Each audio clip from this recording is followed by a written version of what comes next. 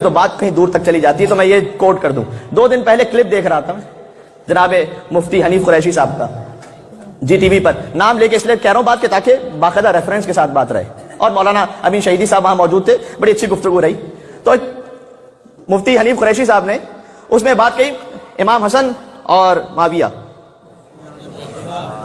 ان کی صلح کے بارے میں بات ہو رہی تھی, اور مولا علی علیہ السلام کے مقابلے میں حاکم شام آیا تو یہ گفتگو ہو رہی تھی. تو انہوں نے مانا اس بات کو کہ علی حق پر تھے. یہ جو صحیح بات ہے جو انہوں نے کہی وہ میں کہہ رہا ہوں, مفتی حنیف قریشی صاحب نے مانا, اور بھی کلپس میں مان چکے ہیں کہ بھائی علی حق پر تھے. کیونکہ یہ میں نے ابھی حدیث پڑھی نا عمار یاسر والی, ایسی بہت ساری حدیثیں علی المال حق والحق مالی تو اہل سنت کتابوں میں موجود ہے, کوئی ہم اپنی کتاب سے تھوڑی پڑھ رہے ہیں. تو علی حق کے ساتھ تھے. لیکن انہوں نے کہا کہ دیکھیں یہ جو اس وقت اختلاف ہوا نا, یہ جو اختلاف ہوا اس میں آپ کو پڑھنے کی ضرورت نہیں ہے, اور اس اختلاف میں کوئی کسی بھی طرف ہو جائے تو اسے اگر کوئی نظریہ بنا لیتا ہے وہ تو آپ کو اس پہ کریٹیسائز کرنے کی ضرورت نہیں ہے. اور مثال کیا دی انہوں نے؟ مثال انہوں نے دیکھیں یہ ہوتا ہے بارز معذرت میں لفظ استعمال کروں مغالطہ. مثال انہوں نے یہ دی کہ حضرت خضر, اگر آپ نے وہ کلپ دیکھا ہوا ہے, کہ کیا ہر وقت حق کے مقابلے میں باطل آتا ہے؟ ایسا نہیں ہوتا. آئیے میں آپ کو حق کے مقابلے میں جب بھی کوئی کھڑا ہوگا تو وہ جب تک کھڑا ہوگا باطل ہوگا. حق کے مقابلے میں ضروری نہیں کہ اس کا محرک باطل ہو. میں دلیل دے رہا ہوں, محرک کچھ بھی ہو, میری دلیل سن لیں, میری دلیل سن لیں. رسول اللہ اس حوالے سے آپ کا کیا عقیدہ ہے کہ کوئی غیر نبی کو نبی کہے؟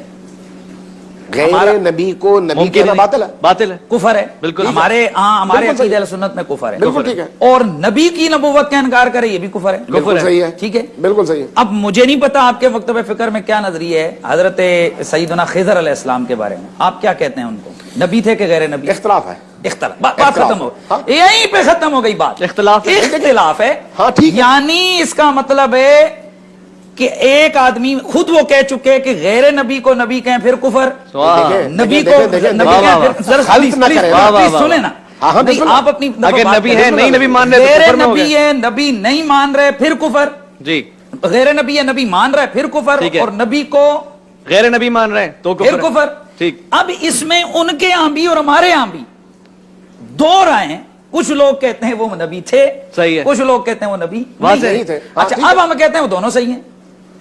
جو کہہ رہے ہیں نبی تھے وہ بھی صحیح ہیں, صحیح. جو کہہ رہے ہیں نبی نہیں تھے وہ بھی صحیح, وہ بھی صحیح ہیں. ٹھیک. بھائی بات یہ کفر اور ایمان کی بات ہے. دونوں دلیل یہ قائم کی کہ اگر وہ نبی تھے تو جو کہہ رہے ہیں کہ نبی نہیں تھے تو انہوں نے تو کفر کیا پھر, اور اگر وہ نبی نہیں تھے تو جو نبی کہہ رہے ہیں انہوں نے کفر کیا.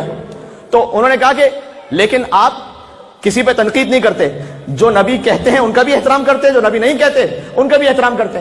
تو یہ مثال انہوں نے دی, بات واضح ہو گئی. تو نے کہا جیسے حضرت خضر کی نبوت کا معاملہ ہے ویسے ہی وہاں پر علی اور ان کے سامنے جو آئے,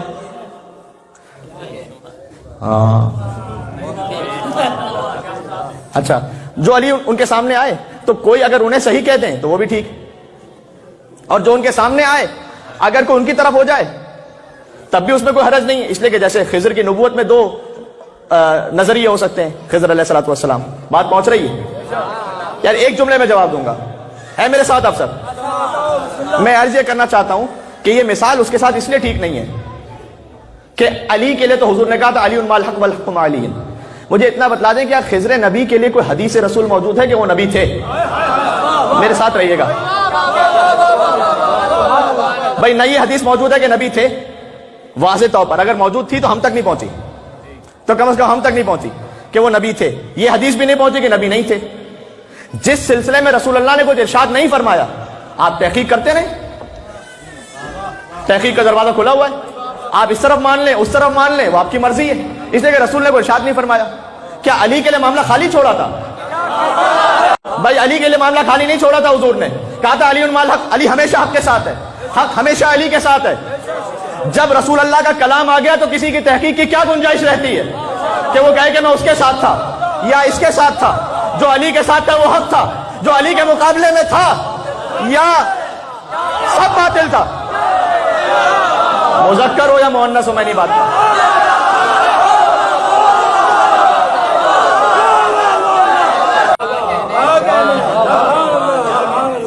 یہ بات بول گئی اسی طرح سے حضرت خضر علیہ السلام سے وہ مثال ٹھیک نہیں ہے, اس لیے کہ اگر نص سے رسالت موجود ہے, حضور کی نص موجود ہے, حدیث, اس کے مقابلے میں اجتہاد باطل ہے.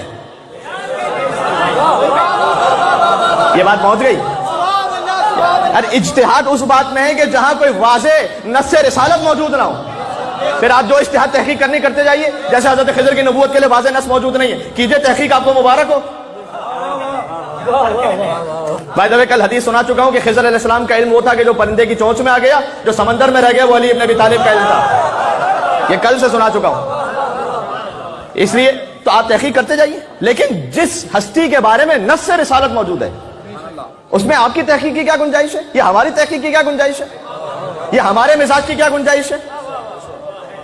کچھ تو ہے جس کی پردہ داری ہے.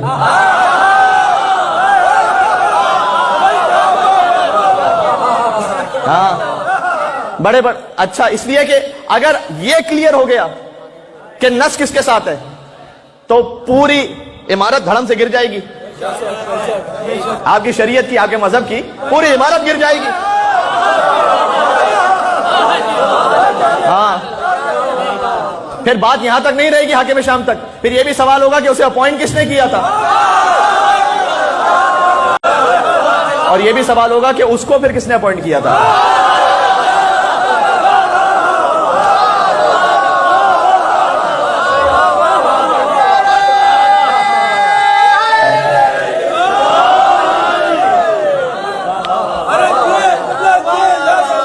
یہ بات پہنچ رہی ہے.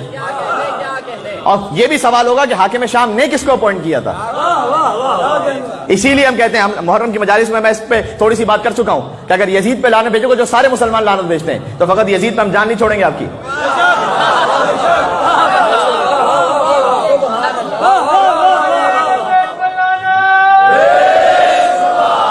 اچھا, جس کو اپوائنٹ کیا ہے اس پہ لعنت بھیج رہے ہو, جس نے اپوائنٹ کیا ہے اسے رضی اللہ کہہ رہے ہو.